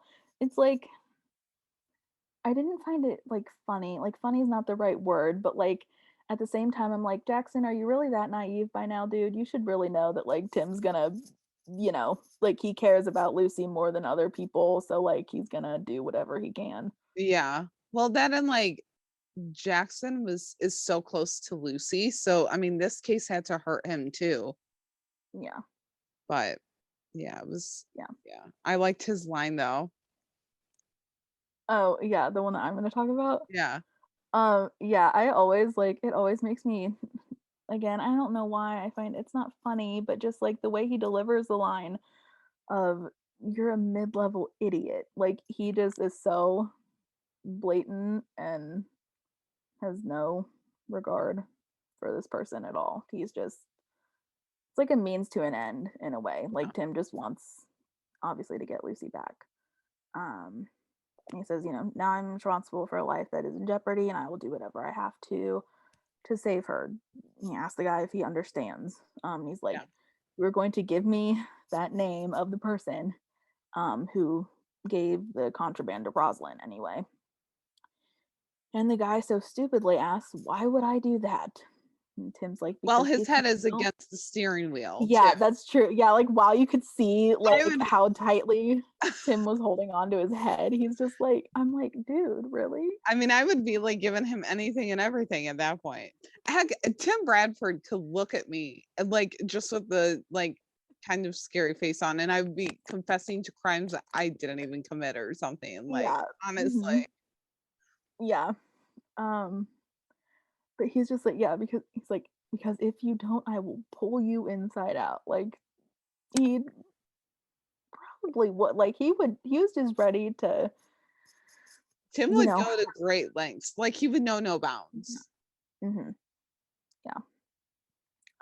So it cuts over to Angela's saying, they have a no-knock warrant and Tim's going in with SWAT and Jackson to get this Jerry person who they think is, involved. He goes in, guns blazing, and like, grabs his guy and is like, where's Lucy? And when he realizes it's not Caleb, who they thought was like this was another identity he was stealing, which is true, but it's not, like Caleb's not there. He pulls back and is like, damn it, like they didn't get it. And his like line of, and you were our last shot at saving her, I was like, oh Tim, that's so sad. Like, jeez. It cuts back over to Lucy. She's broken her zip ties and is trying to like hit the barrel lid. We see her, she's like coughing, crying. That sad music sets in, which always gets me. Because it's kind of like she like eventually like stops this, like frenzied movements that she's doing, and she's kind of like realizing like, oh, this is the situation I'm in. Like this is not obviously not good, but like this could really be like it for her. Like this is where, her career ends, where her life could end. Like this could be it. And camera cuts back to Tim's face, which is perfect in the worst way that it matches, how Lucy's feeling. But he like perks right back up though when Jackson comes over and is like, we pulled credit card statements that Caleb used in Jerry's name. And Tim, is already like talking over Jackson, like, okay, we're gonna, like go back to the station and run it. And Jackson's like, that's what I was gonna say, but okay. Yeah. Like, oh Tim. Like you said, could he be any louder? I don't think so. And eventually we cut back over to Lucy's in the barrel. Melissa's singing is, It's I so mean, obviously, beautiful. like, yeah, it's beautiful, but like, it's haunting. And like the in that fact that scene. yeah, and the fact that they like overlay it with some of the team going to find her and that's like the only thing that you hear. Like it's absolute silence besides her voice. Like you don't hear the sirens. You see them going as Nolan and Nyla are going up. But you don't hear anything else. And like the line of like stars fading, but I linger on is like that just like struck me because I was like, oh, like what if she did, like Yeah. die or not make it? Like, is that kind of symbolic? Like there had to be a reason why that song was chosen. Well, that and like how she kind of, I mean, her voice was like stronger and then like weak as she was singing. Mhm. Like it went Yeah. in and out, and that like to me just like that part of her being in the barrel. I mean, I don't love Mhm. it, but like I don't like her being in the barrel, but that part of the scenes like that got me. Right. Yeah. We also see, if obviously you guys have seen the episode, but like if you don't remember, Tim, Jackson, and Angela are going up in a helicopter, presumably to get Gray their in there fast food too. spot. Oh Wasn't yeah, Gray is in it? there too? He Oh, that probably. was in the front seat. Oh yeah, yeah, yeah, yeah. Um, and so unfortunately, like you hear like complete silence as Lucia stops singing, which signals that obviously she's no longer conscious or breathing in the barrel. And that's the last that's like the last time for right now that we see her in the episode.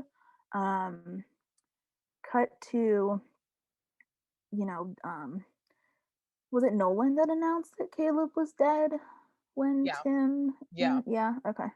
So like Tim, Jackson, They split Angela and up Gray at and one everyone point. else, yeah, um come up, and Caleb's dead. They only, they have kind of an idea of where Lucy could be. Mhm. um Tim couldn't even look at the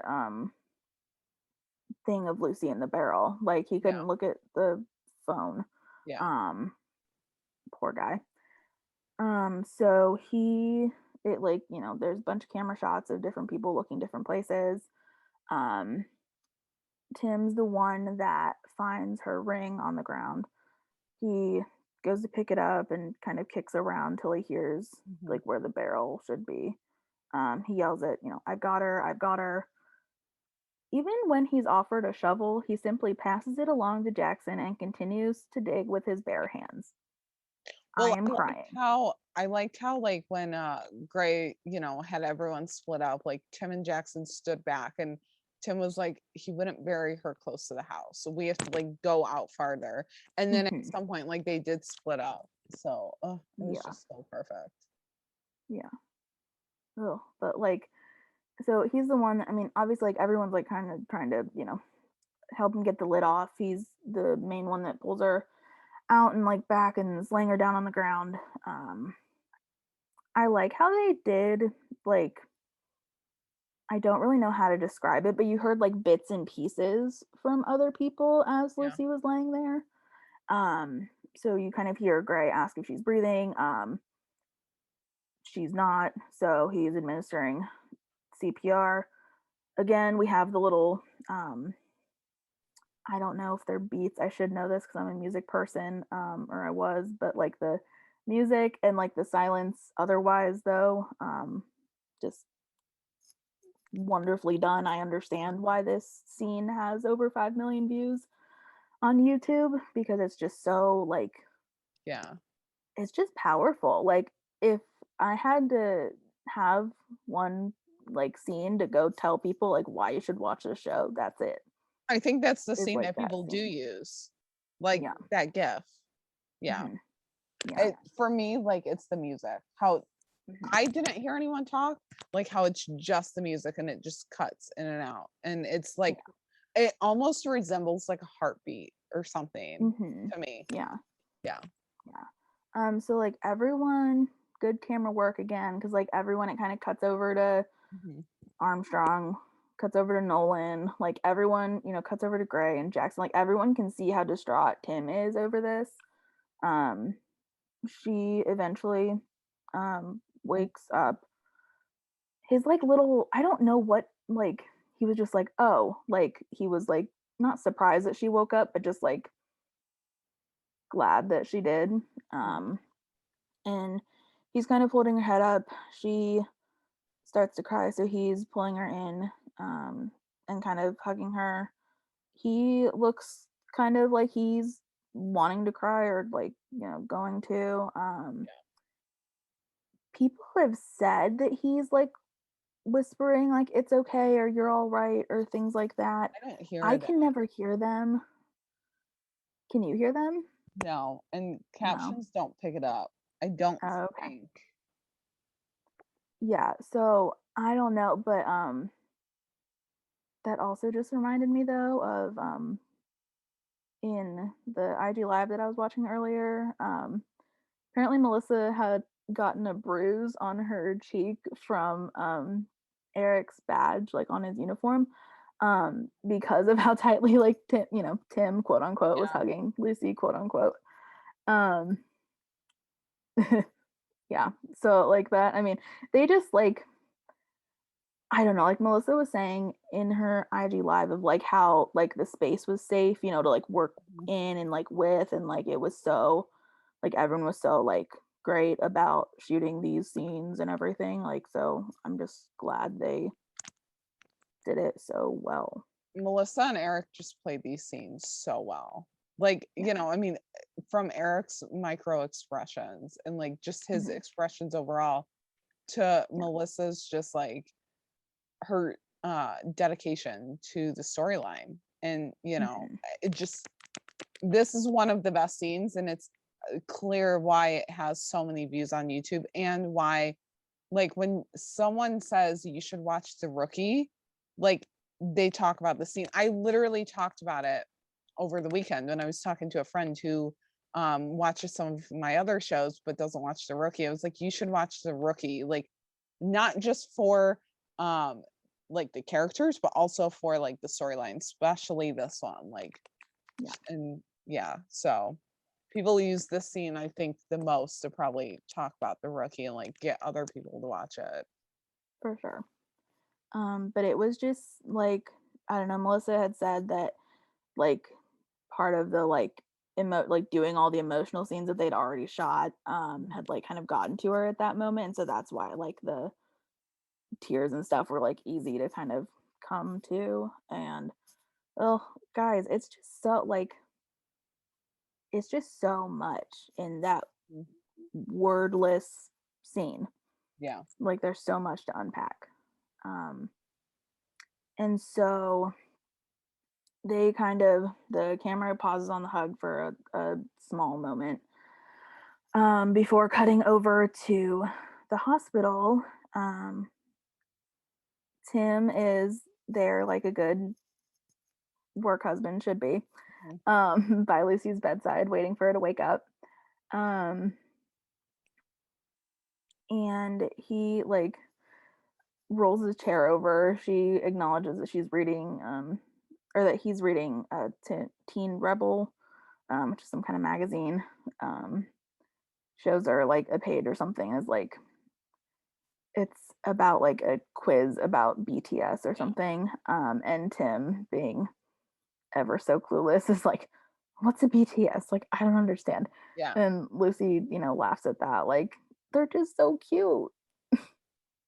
Like, I have no other words besides that. They're just Um, yeah. And Lucy asks him if he'd been there all night. He kind of, like brushes it off, like, no, no, like Mhm. implied, like, no, he hasn't. Um, she's kind of like, mm-hmm. Like she doesn't really totally buy it. Um, Yeah. and then the next question she asks him is, how did you find me? Unfortunately, we don't have his answer, No.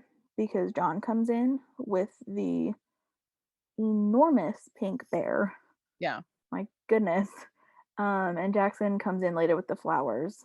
And we had a fan or a listener, like, comment about this because we had to, like, what do you guys want to hear? And Paige had said, it always bothered me that Nolan took responsibility for finding Lucy. He says it at the end when he brings the pink bear, and I always feel upset that he stole Tim's thunder. Yeah. Like, you just, I mean, I feel like at times he wants to kind of say like Lucy and I used to date, but like he doesn't want to because of his job. But I'm just like, dude, can't you just, you have not been sitting with her all night. I mean, so we can assume, like, just let Tim have this moment. The flowers that Jackson had though were beautiful, like beautiful. But yeah, I mean, it just annoyed me with John because I was just like, come Yeah. on, dude. Yeah. Like what I liked though is that it kind of, the camera kind of caught that like Tim was like looking back at Lacey as like the rest of them were talking, and he just looks at her like she's his whole world. Like Yeah. Oh, I can't with them. Um, and when Lucy asks if like this is the kind of, like understanding and like support that she can expect from all of them, Tim answers for all of them when he says pretty much, Yeah. which I thought was nice. And yeah, so if she's hungry, she's like, yeah, I'm starving. You know what I really want to eat right now? And he just pulls up the freaking bag, veggie burger and fries, extra pickles. Like, okay, Tim, good job. Like we see you. Yeah. Yeah. I still think that that was like a callback to the second episode that they Mhm. did like ever. When Lucy's, that's what I think she has at that restaurant place when Tim comes to check up on her Yeah. and kind of notices that. And then of course the, I'm gonna call it an iconic line, because it's what Tumblr hashtags. Lucy, looks at him. He's like, "You know me so well." Tim looks back at her, is equally as smiley and giddy, and is like, "Too well." Like, Ugh. if that doesn't sum them up, I don't know what does. Because like obviously they shouldn't be like as close as they are, Yeah. as like normal rookies and training officers are not, but like they are. So That's just the best line. Like the way that he says too well, like so softly that it's almost like a whisper kind of. And yeah, he's just like his eyebrows kind of raised and he's just like too well. Like, oh, yeah. that is a t-shirt design right there. You know me Oh so my well. gosh, Too well. yeah, All yeah. right. We should do that. Yeah. But yeah, I mean, it's like easy to see why that's like one of the most popular gifts that people use Mhm. too, because like both their faces are just, That one and then him saving her, like doing yeah, CPR on her. yep. As far as the Lopez moments for 211, there weren't a lot because obviously it's mainly about Lucy's ordeal. But we do see at the beginning of the episode that Angela and Wesley are sitting at the table at their house. They're kind of talking about what happened the, I'm assuming the night before. Since I'm assuming it's daytime then. Um, Wesley's like, I know it looks bad. And Angela's like, looks bad? Like she, like couldn't believe that this had happened. Wesley promises her that he's not going to do that again. And that Angela's kind of just like, okay, but I'm staying home with you. Like, it's not an optional thing. Well, until Tim calls, of course. And then when she hangs up the phone and realizes she needs to come in, um, Wesley was like trying to, weasel his way out of it of like, no, I can just stay here. And she's like, no, Lucy's in trouble. I want you with me so I don't have to worry. Um, and like, I just liked Wesley's face when he realizes that it's Lucy that's in trouble. He's like, give me 1 minute. Like, such a selfless man. Yeah. Like, good job, Wesley. Oh, he knew like how much it was affecting her, and then in turn Yeah. how much it was going to affect everyone else. So he was like, I'm Yeah. not even going to put up a fight here. Like I'm going. Yeah. And like random side note that's really not that important, but like their outfits when they walk into the precinct are like both so good. Like Mhm. Wesley's in like the leather jacket kind of looking thing, and like Angela has the, the t-shirt with the blazer and the ponytail and just David everything. Bowie. Like they just, Yeah. yeah, they just look so good. I'm like, power couple. I Yeah. love them. Yeah. Um this is where Tim's hilarious quip of What's your tolerance level for cranks and asshats wasting your time? Wesley's like, I'm a public defender. So that answers that question. Yep. And Wesley takes over answering the tip line with Jackson. And then like the way he responds to that one phone call, because he's like, Lucy did not time travel or, transport herself into this wedding photo. And he's like, because physics. Like he was just, he had enough. He was so done with that conversation. And then we also get to see that Wesley has, he's the person that John asked for help with finding out who was running the contraband through the Central California women's facility. Yeah. And that's kind of for right now anyway, the last time we see Wesley. The next time we see Angela, she's the one that picks up Lucy's photo that Caleb left for them to find that said, now I have 2 cops. I don't know why, but like that kind of like, I don't know if it was because she just wasn't in uniform, but it kind of reminds me of like now how she's a detective, like I think maybe she wasn't in uniform. Like she's not. I felt like that outfit was kind of casual, like the blazer dressed it up, but yeah, it was definitely like foreshadowing, like plainclothes Angela. Yeah. I liked it. Yeah. Wesley again helps out. He's combing through Rosalind's biographical data to try and see if there's any connection, because he figures if Caleb is so obsessed with her, then maybe he's keeping Lucy somewhere that's connected to Rosalind. Angela's the one that is helping Tim and Jackson sift through the credit card statements and stuff, and she like finds the the farmhouse is in Kern County, so they have to like go, like that's where they got to go to get Lucy. And so obviously, like we said, Lucy's found, everyone's okay on that front. And then the last time we see Angela and Wesley, he's adjusting his tie again, like I'm assuming it's a new day or a different, I don't know, I would assume different so, time, yeah. obviously. He's getting ready for work, and he's actually going this time because helping to find Lucy gave him a serious sense of like perspective that like he can't do it alone, like he can use some help, it's okay. I liked the song that was playing in the background. I don't know if it's actually called Come Rain Come Shine, but like those were like the lyrics, and I just thought it was kind of fitting for like what he's going through. Again, not important, but I need to know where Angela got her like leopard, it was a top or a robe or something. Gotta know. It was just so good. And like Wesley in the suit too, like they're just a stylish couple. Yeah, guys, they are. like they just really are. And so the last their thing baby. Think about how they're gonna dress their baby. Oh my gosh, if it's a boy, can he please wear little suits? Oh my god. And Angela puts like little bow ties or something on him. I can't do it. Oh my gosh. And if it's a girl though, like she's gonna be like dressed like so badass though, like no like super frilly. Right, no. She might have like the occasional like romper, but it's gonna like be black or something, like not like a fun color. Yeah. Now I need it. And I just reminded myself that Angela and her baby are both kidnapped. So there's that. Okay. Well. Yeah. Happier times for Lopez was at the end of that of 211 they kiss, and like all seems to be better for them. Thank goodness.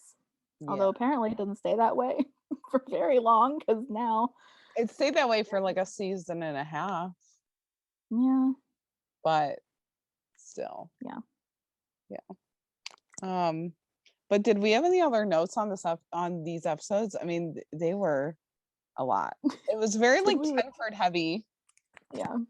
No. And this is definitely, I mean, I can't speak for all the Chenford shivers, but I feel like these are like the episodes that, as much as it like hurts to watch because it's like Lucy in pain and like in trouble, it's just like we get so much Chenford content, like crumbs, and it's just one of the best like episodes for the Chenford fandom or shippers. So But you can find us on Twitter at the Shop Talk Pod _ or email us at shoptalktherookiepodcast@gmail.com with all of your thoughts.